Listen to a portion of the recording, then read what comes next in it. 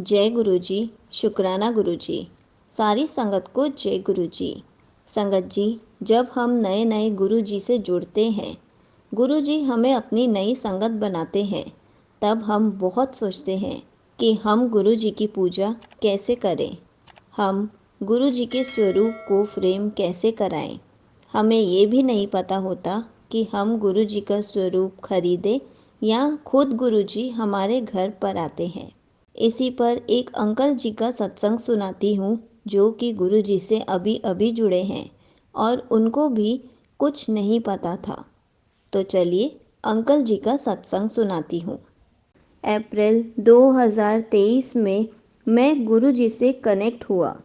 गुरु जी ने अपने से जोड़ा।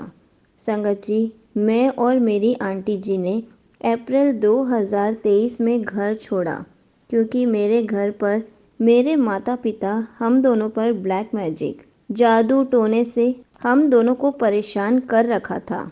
इसी जादू को ख़त्म और सही करने के लिए हमने बहुत रुपए खर्च किए।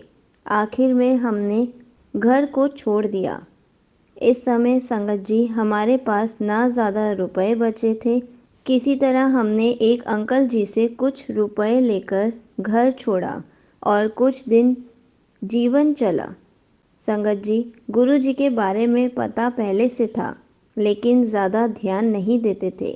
फिर जब हम लोग इस कगार पर आ गए कि कुछ समझ में नहीं आ रहा था क्या करें, तब हमारे गुरु जी ने हमको अपने से जोड़ा।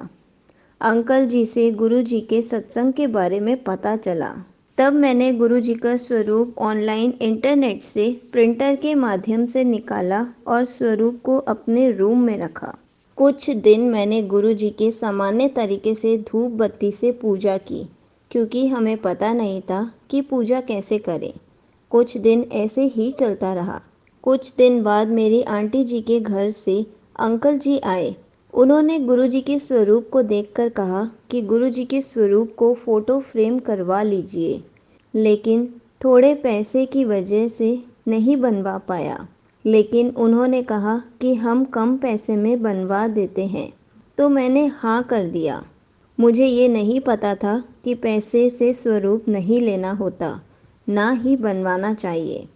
फिर कुछ दिन बाद अंकल जी ने स्वरूप फ्रेम करवा दिया और फिर मेरी आंटी जी ने अंकल जी को फ्रेम के लिए पैसे दिए, लेकिन उन्होंने नहीं लिए।